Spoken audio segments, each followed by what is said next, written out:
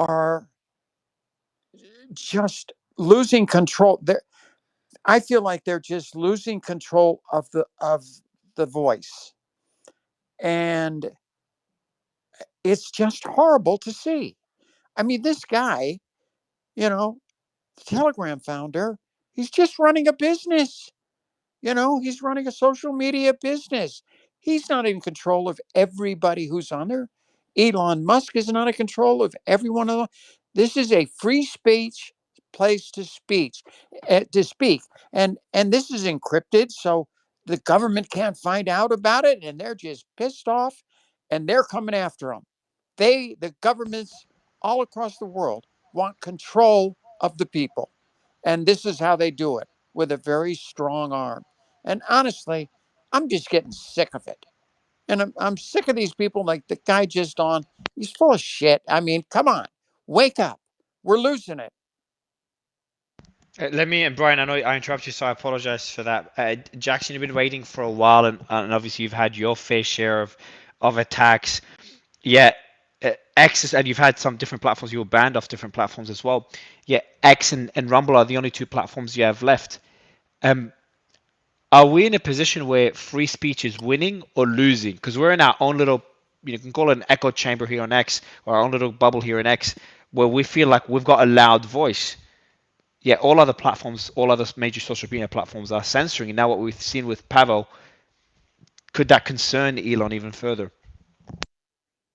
I think it should concern Elon. I also think it's funny that Brian made this like ludicrous claim that this isn't possibly about censorship, and he's like, well, he wasn't censoring because there could have been like child Jackson, pedophilia. Jackson, really fast, Jackson. Wait, Would stop Elon talking for a Musk, second. would Stop talking for a Jackson? second. I didn't interrupt you. No, let me ask No, you a I question. didn't interrupt you. Would Just Elon Musk have be banned respectful. child porn? Be Would Elon respectful. Musk ban child porn? Be respectful because I was in the middle of a sentence. But you're attacking me too. I was in the middle of a sentence. Just a little Attacking respect. me. I'd appreciate a All right, little guys, we'll respect. Thank go you. ahead, Jackson. I'll let you attack him back afterwards, Brian. Go ahead, Jackson. So, anyways, he's saying this stuff as if our whole government is not filled with pedophiles and the friends of Jeffrey Epstein and Diddy. Like, are you kidding me? So we have this whole government filled with pedophiles and Hillary Clinton and all these people, Bill Clinton, and then you're gonna act like they're so morally outraged that they had to. Oh, it's just about protecting the children. Yeah, No, I no. am Okay, outraged if again, there's Can we child porn. please please not allow stop. Oh no, Brian okay, to yeah, hijack Brian, the we'll space? we'll we'll Do we'll give you the not mic let afterwards, do bro. not Yes. let Brian hijack the space. We had a good discussion until he came in here to try and bomb it. And I Just literally remove this spoke for guy. three We'll go, guys. seconds. Remove this guy We'll from go ahead, stage so Jackson. we can have a just normal just one more conversation. thing. Just one more thing. Go ahead, Jackson. The last thing I wanted to say was there's two big developments that Telegram has had recently that's increased the amount of users on it and the functionality of it. Telegram recently monetized its platform for creators, which has caused a lot of interest in countries with like poor people and developing nations who use Telegram frequently, and now they're increasingly using it because they have the opportunity to make money off of ads on it. And then the other thing is, notably, Israel recently has been requesting Telegram to censor the channel of a large account that has been sharing gigabytes of sensitive and classified information that allegedly Iranian hacker groups received. I'm sure this has been brought up before I got here, but I wanted to mention that. And Telegram has seemingly refused to censor them, but Israel's continued fighting. And then a few days later, Pavel is arrested in France, close ally of Israel. I find it very interesting.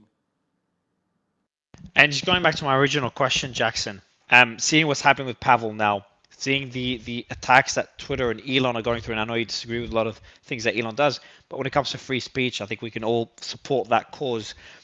Would you say that free speech is winning right now or losing? And what would that mean for users of Telegram, for users of Twitter? Well, I don't have a lot of problems with what Elon does. I think he does a lot of great stuff for the world. I think having disagreements on policy is different. But I think overall, you see all across the world, X is becoming the number one news platform in countries all like he put out the list. It was like dozens and dozens and dozens of countries, maybe over 100 countries. It's the number one news app all across the world.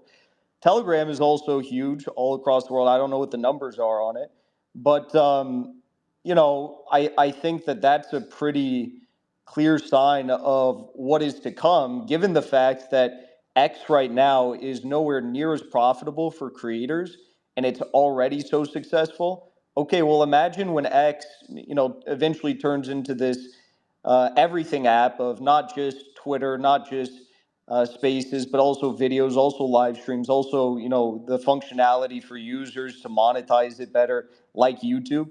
It's going to take over everything, and that's why the EU is now threatening to ban X or censor it in some ways. So yeah, I think we should all be concerned about the future because free speech and freedom is popular and it's successful, and they're going to try to stop it. Go ahead, Clint.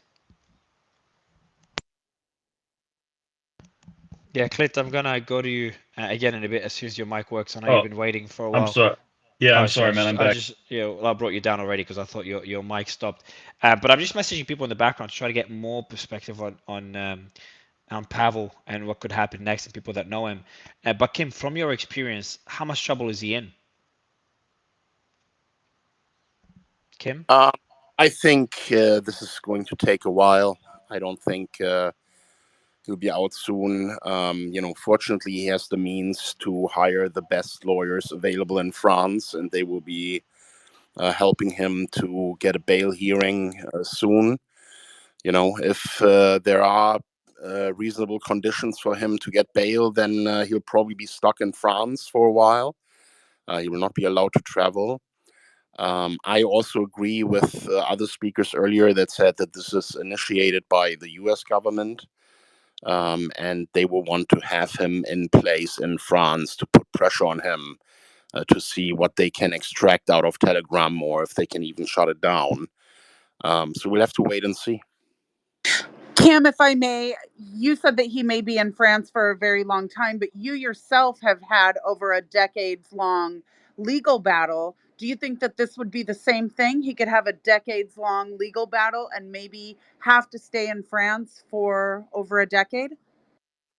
Yeah, the US is using lawfare to attack their enemies. They have put Julian Assange in this extradition case. They have put me into an extradition case, which means I'm not allowed to travel. I've been on bail for 12 years, with all kinds of bail restrictions. They're going to do the same with Pavel. I expect that there will be some kind of request. I do not think that this was an initiative from France. I think it's probably the US, but we have to wait and see. It's too early to say. Do you foresee any I'm sorry, Kyle, I'll go to you in just a second. Thank you. Do you foresee somebody he could face up to 20 years in prison. Most people would not want to face 20 years in prison and would maybe take a deal.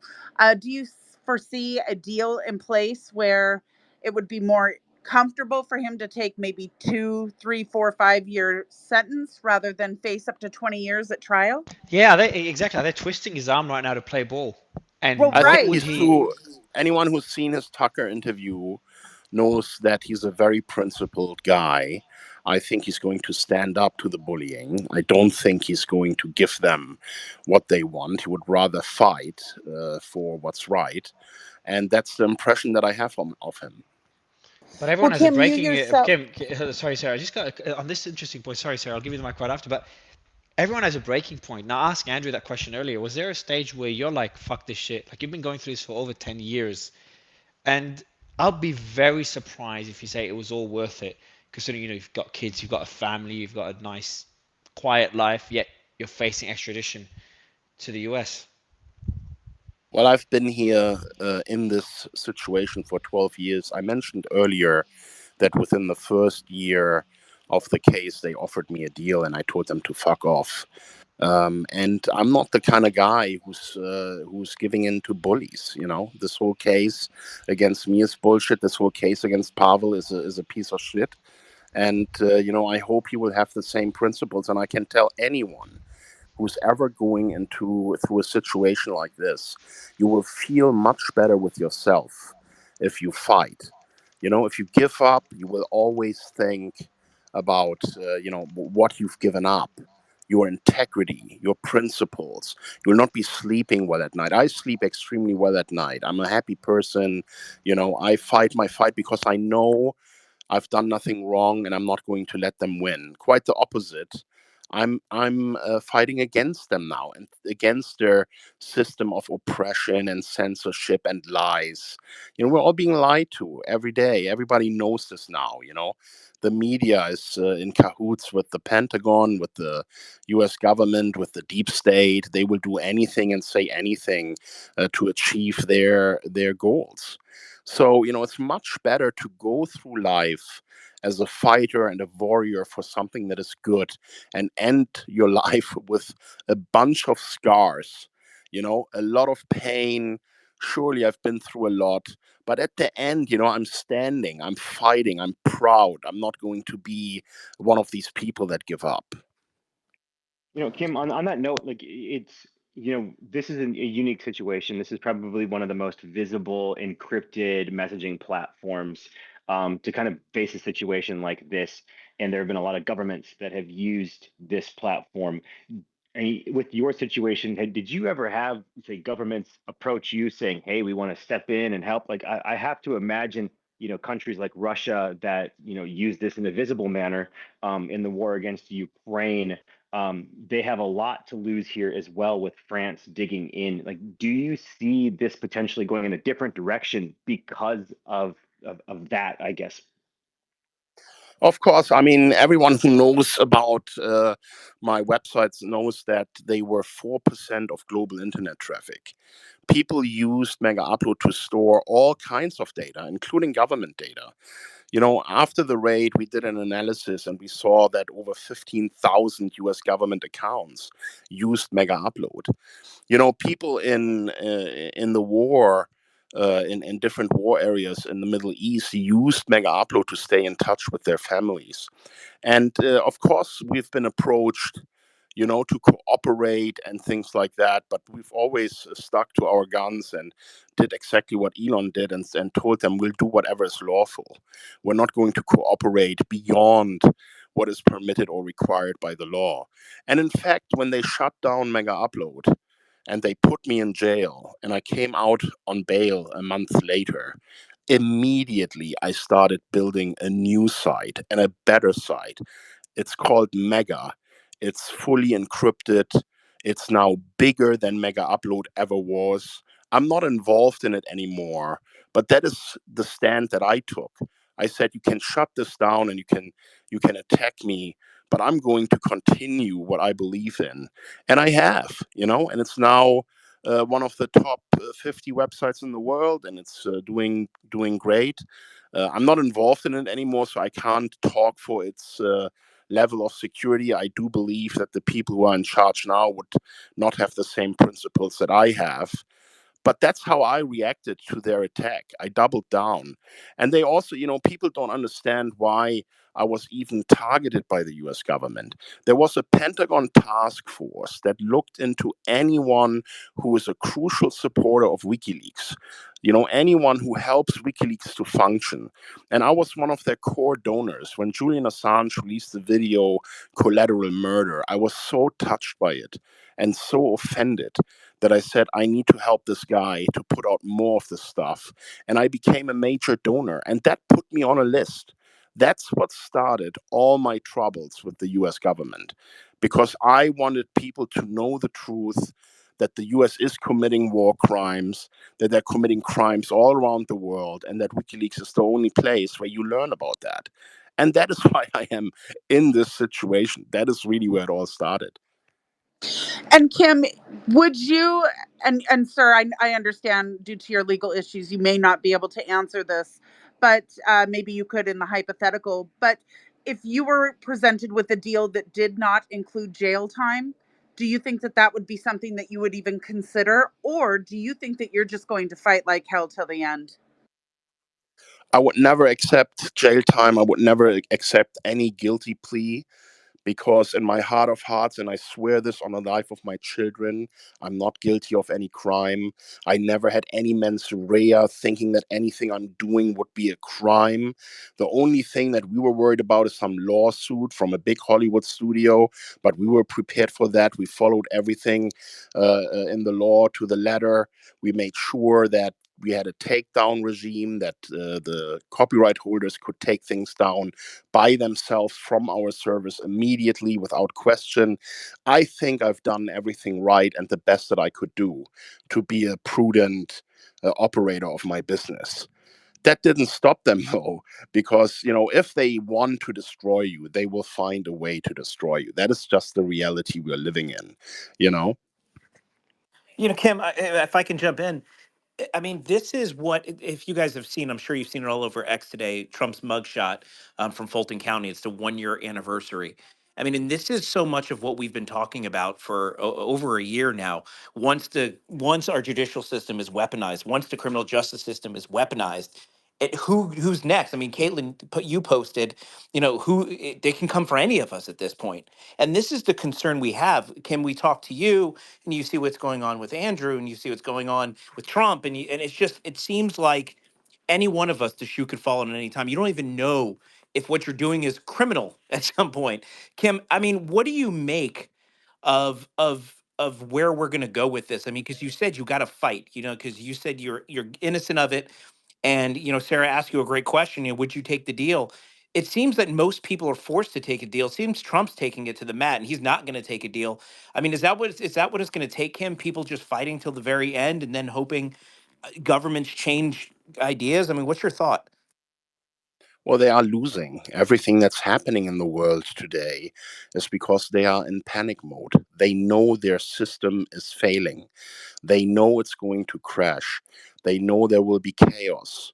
They know that people will get very angry and very upset that they have been led into the darkness with a system that was bound to fail. You cannot endlessly print money and have a debt based system that doesn't stop creating more debt. It's going to fail. Right. And there are some people who see this clearly, and I've been seeing it for a lot of years. And now you have a new factor in this whole game where a group of countries has come together and said, we're no longer participating in this sham. We're going to set up our own financial system. We're going to trade outside of the US dollar. We will basically de-dollarize global trade. And this group is growing stronger every day, more countries joining. I'm talking about BRICS. And this is really what has brought us here. This is why we have a war in Ukraine, where the US wants to rein in Russia and tell them, do not go ahead with your plans. You should not compete with us. You should not have your own financial system. That is why they're putting pressure on China through Taiwan. They want them to stop, because they know the consequence of this new system arising is that they are going bankrupt. They will be out of business. There will be no more Ponzi scheme. And this is what this is all about. And quite honestly, they're just scared. They are scared. They know this is coming, and they are dealing with it in a completely irrational way. They're lashing out. They're causing these global crises, these wars, and it's going to end badly if there's not some leader there who wakes up and realizes that it's better to drop down a few ranks in the global ranking system than to blow up the entire world. And let me ask a quick follow up. So, look, RFK, huge, huge news yesterday. Of course, we were all watching it. He's abandoning his or suspending his campaign, putting his support behind Trump in an effort to prevent Kamala Harris from becoming president. If for some reason that's not enough, if for some reason Kamala Harris becomes president and the lawfare doesn't stop, what world leader do you think will step up or can step up to kind of be the backstop to this, to keep it from becoming a trend? I mean, is there any other place that can step in? Well, the only person that can stop this now is Donald Trump, because any Democrat that is in the leadership there is a deep state puppet. These people have gone to bed with the deep state. They allied with big tech, with the media. You know, they are really bad actors, and they're not going to do anything good. They're going to continue on their path of chaos. You know, and they are scared. They know that if Trump wins, their game is over. I don't think they will ever be in power again. The crash is inevitable. It's going to come. If Trump wins, he will be a crisis president, no doubt about it. All these ideas that he can turn around the country and save it from a financial disaster is just not right. But you want to have someone like him who's not in the pocket of the deep state, you know, to try and turn things around and create an environment where Americans can rebuild and come back from a drop rather than dying in a nuclear Armageddon. Thank you. Kim, Pavel was traveling to France, when he was arrested. Why do you think that he would go to France? He must not have known that this was coming. Would you agree? Otherwise, why travel to France? Of course, this would have been a total surprise to him. And I'm sure if he would have known, he would have taken precautions. But I'm surprised that he went there anyway, because, France is embedded in that US system. And of course, if the US wants him or has some expectations of France to stifle free speech, that they would execute that for them. So it was always going to be a risk for him to travel to the EU. So, Kim, on that note, you mentioned President Trump, being kind of one of the last bastions against, free speech and the establishment. Do you think, as his election odds say creep closer to a certainty that he'll win, we will see things such as the arrest of Pavel Durov happen? Is there something else likely to fall in response to try to preempt a Trump victory in November? I think they will try and kill him again. I think they may get a judgment, a sentencing for him to go to jail. I think they will do anything they must to win and to survive, because if Trump comes in, their entire system is failing. You just imagine for a moment if Trump executes his plan to deport all of those illegals. Those illegals are future Democratic voters. They imported them to give them freebies and to legalize them and turn them into voters. If they wouldn't do that, they would never have a majority again, because people see what they have done to the country. They've actually done nothing good. It's all going to crash. It's all coming down the house of cards. So they need to now really enforce staying in power by all means. Kim, we were talking earlier about how the media twists things. We were talking about Andrew's situation. I kind of hinted at what I went through, and Kim, you've had your own share as well before me and Andrew started getting attacked. When I first saw that story, I went to check CNN and Fox, see if they've got live coverage, any updates there. I look at mainstream media all the time. So I went on CNN and Fox, get an American perspective. I'm not saying it wasn't on the front page. It was nowhere on their entire home page. Multiple, 20, 30 stories there, some useless stuff is there.